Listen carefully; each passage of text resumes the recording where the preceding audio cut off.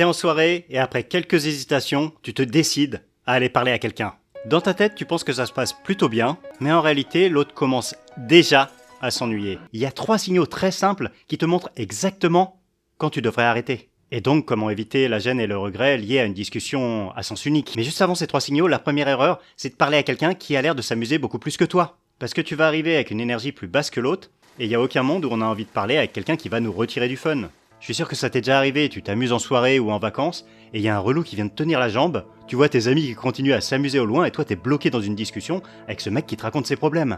Tu fais tout pour l'esquiver, pour lui faire comprendre, mais lui il continue à parler, il comprend pas.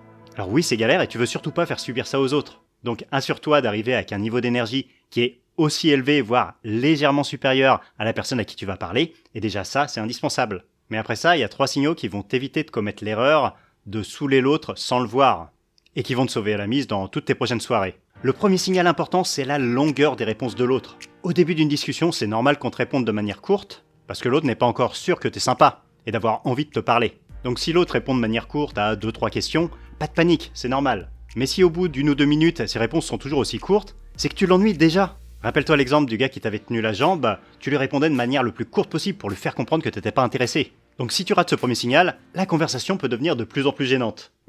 Le deuxième signal qui est encore plus clair, c'est si l'autre te relance et te pose des questions en retour. Si l'autre te répond simplement, sans jamais te demander quoi que ce soit sur toi, c'est mauvais signe. Il s'intéresse pas à toi et c'est à ce moment-là que tu peux savoir qu'il a déjà décroché. Idem si après un court silence, c'est toujours toi qui enchaînes. Ça montre que l'autre n'est pas intéressé à continuer la discussion. Donc là, si tu ignores ce signal, tu continues alors que l'autre n'est déjà plus dans la discussion. Parce qu'attention, l'erreur classique c'est de se dire « l'autre me répond, ça veut dire qu'il est intéressé ». Mais pas forcément, c'est peut-être juste quelqu'un de poli qui n'ose pas te dire non et qui te répond juste par politesse, sans aucun intérêt derrière. Et juste avant de te dire comment quitter une conversation avec classe quand l'autre n'est pas intéressé, je vais te donner le 3e signal, qui est le plus fort de tous, et qui est quasiment infaillible. N'écoute pas ses mots, observe son corps. Quand tu commences à discuter avec un inconnu, c'est normal au début que son corps ne soit pas entièrement tourné vers toi. D'ailleurs, peut-être que l'autre va te répondre comme ça par-dessus son épaule au début.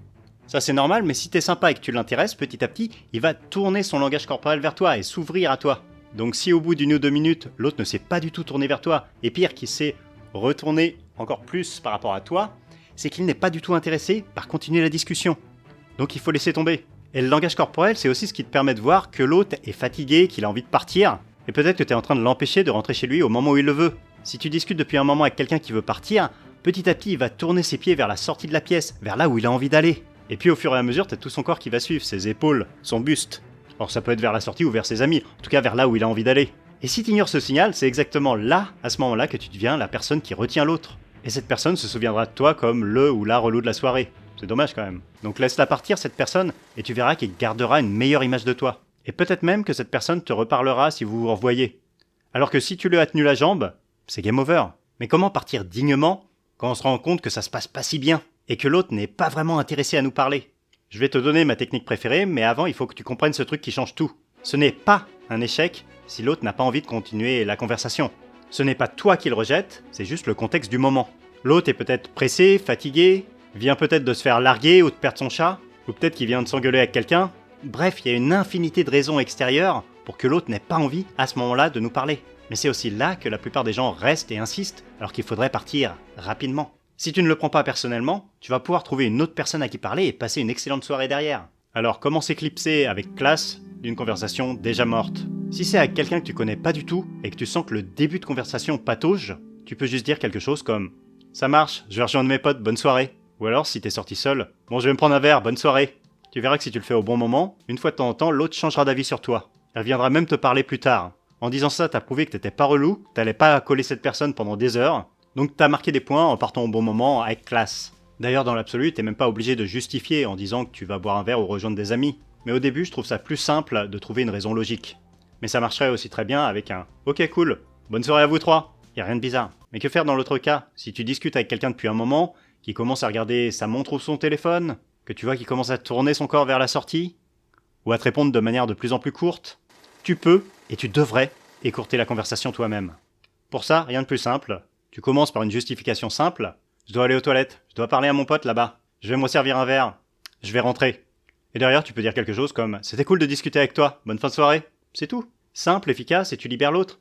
Mais pour ça, faut pas mentir, il faut vraiment faire la petite action que t'as dit. Et s'il y a rien de tout ça que t'as besoin de faire, trouve une raison toute simple. En réalité, il y a plein de choses que tu peux dire. J'ai besoin de prendre l'air 5 minutes, c'était cool de te parler. Ou alors, bon, faut que j'appelle un pote pour voir s'il me rejoint plus tard. Bonne soirée. Et tu passes à autre chose. Arrête-toi avant que ça devienne gênant et tu laisseras une bien meilleure impression. La différence maintenant, c'est que tu sauras détecter les bons signaux. Parce que savoir quand s'arrêter, c'est bien, mais si tu sais pas quoi faire quand il y a un blanc dans la conversation, c'est là que tu peux tout gâcher sans même t'en rendre compte. Alors regarde cette vidéo juste ici et je t'explique exactement comment gérer les silences dans une conversation sans briser la connexion.